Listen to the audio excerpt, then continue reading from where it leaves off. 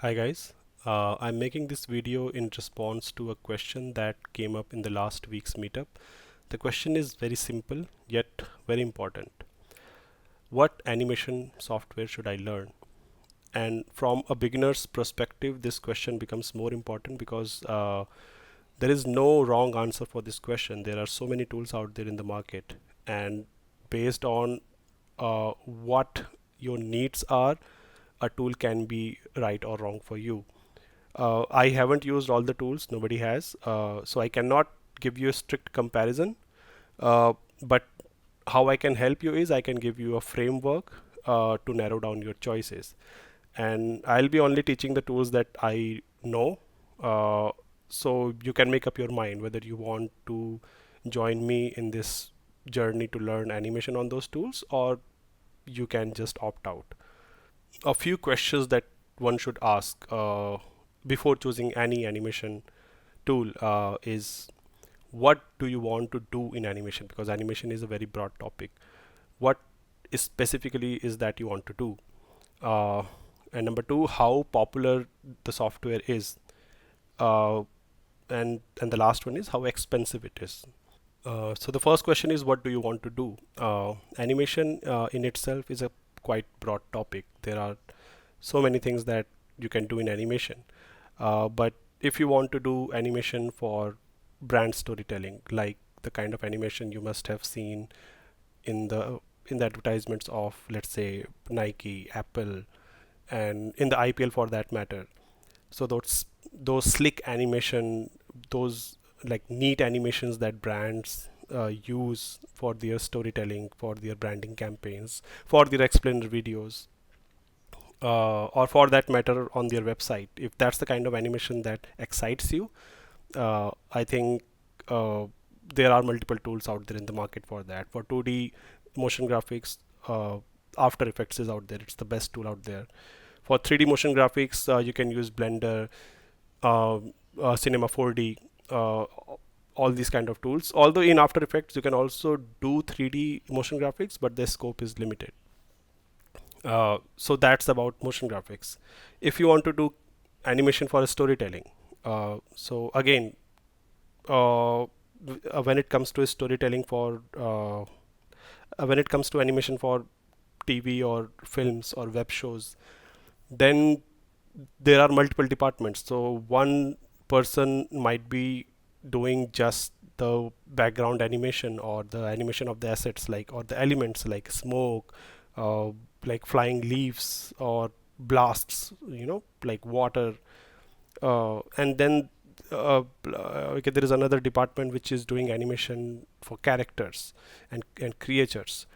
So for these kind of animations, obviously there can be different uh, tools used by different departments. So maybe for the background animation, the team is using Krita or After Effects, and another team is using Moho for character animation, and then they compile all these things together, maybe in After Effects or maybe in any other like composition tool, and then they can bring it together. So you see, even in one frame of an animated TV show, you can actually have multiple software doing different things for different departments.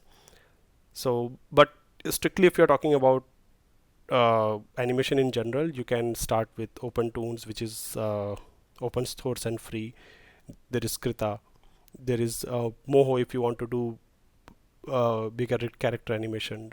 There is Toon Boom Harmony, which is industry standard, and it has almost every feature from background animation to rigged character to frame by frame animation. But it obviously it's expensive. So these are the choices that you can make. If you want to do VFX, so VFX is another thing where it's not strictly animation, but more or less uh, the tools that I just described, you can actually do VFX in them as well. So for example, in After Effects, how I started After Effects is I started making these short films, and in this and in these films I had to like manipulate videos. I had to change the colors. I had to do like motion tracking and all that kind of stuff. I had to apply effects for, let's say, lightning or gun firing, or all that kind of stuff. Uh, so that's the kind of stuff that strictly doesn't fall under animation, but visual effects is something that you can do if you are familiar with these tools. So I thought it would be good to include that as well. The next question is how popular is the software in the industry? And this question is important because of the reason that I've mentioned on the screen. The first one is the ease of finding knowledge base. The more popular tool you are using or learning, the easier it is to find the knowledge base or videos on YouTube or PDFs, webinars, uh, whatever can help you in the learning process. So for example, when I started out with After Effects, it is super easy to find anything and everything about After Effects. Even if I want to learn very specific things, let's say about keyframe manipulation, or if I want to uh, use a free plugin to do a particular task, then on YouTube it's very easy to find anything about After Effects. So learning After Effects become very easy as compared to, let's say, right now I'm trying to learn Moho. Moho, although like there is a big knowledge base on internet, but it's not as extensive as After Effects. So let's say if I want to learn the if I want to learn the keyframe manipulation, then to learn exactly that particular thing, I have to maybe watch a 1 hour webinar or a 1 hour like a 1 hour tutorial, because the knowledge base is not yet that extensive. Like there are not very small videos for each and every feature and each and every use case. So you should keep that in mind, that if you are diving into a tool, then how big the knowledge base is. The next point is ease of finding the work, and I think this point is pretty obvious. If you are using a tool which is quite popular in the industry, then it's easier to find clients. It's easier to collaborate with remote teams who are already using that tool. And one might ask that in that case, everybody will end up using the same tool. But believe me, for each and every use case, there are multiple softwares, and each software has its own market. So you will still have a lot of options. And the last point is ease of finding the talent. So this point is more important for someone who is starting out his or her own project. So let's say I started out veg biryani shots as a pet project or as a personal project, but as the channel grew, I started looking out for people who can help me out with the animation, with the character animation. But as it turned out that there aren't many people out there who do character animation in After Effects. After Effects, it's not that like there are no people, but the thing is that After Effects is not made for uh, storytelling, long form storytelling. So if I want to make, let's say, 2 minutes of episode or 1 minute of episode every week, After Effects is not cut out for that. It gets too heavy, it gets too slow, and there are not many people who are using After Effects for that purpose. They might be using it for character animation, but they're doing character animation for brand videos or for motion graphic videos. But what I want to do is do character animation for storytelling. I want to convert this into a web show or a TV show. So that's when I started using Moho, because Moho is specifically cut out uh, for character animation, and it's very easy to find talent or people out there who are already doing character animation in Moho. So the last question is how expensive the software is, and I have observed that this is a deal breaker for most of the people, and I think that's a very wrong way to look at it, because what you are doing, you are assuming that you will have to pay for these software straight up, and you are kind of missing out on all the future opportunities that a particular tool can offer you.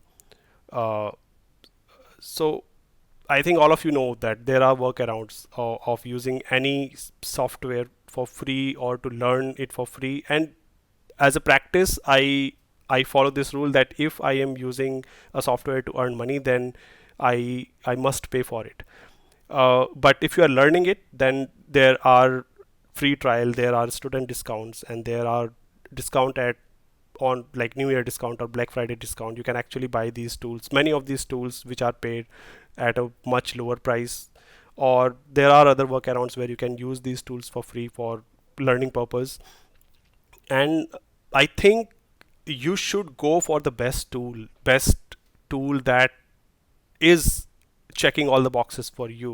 Because if you just go by the free and paid version, if that's the only criteria that you are following, then you might end up choosing a software that has a lot of limitations, and that is not the best tool for you, and it's not the industry standard for a lot of things. Then it might be very difficult for you to find work in the early years of your animation or motion graphic designer career. And I think once you learn a tool, then it's not very difficult to make that transition. So for example, I started out with After Effects, and I learned After Effects specifically for animation, for motion graphic animation, for character animation. And now when I'm making that shift to Moho, I realize that this is not a very difficult shift, because After Effects has a lot of features, but Moho has just one feature, that is character animation and character rigging.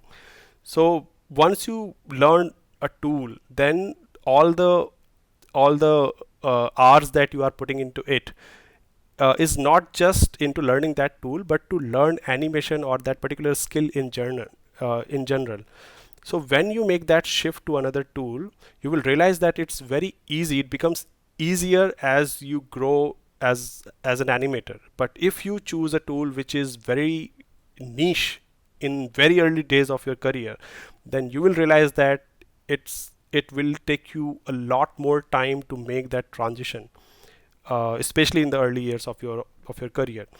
You should have that freedom to not just learn, but to grab every opportunity around you to earn out of your skill, or to make money out of your skill, or to collaborate with other people, to collaborate with teams, to work for clients.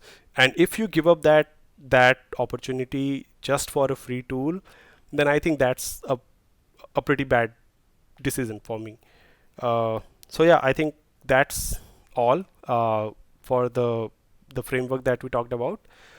Uh, so in the final slide, I would like to let you know that what tools I use personally.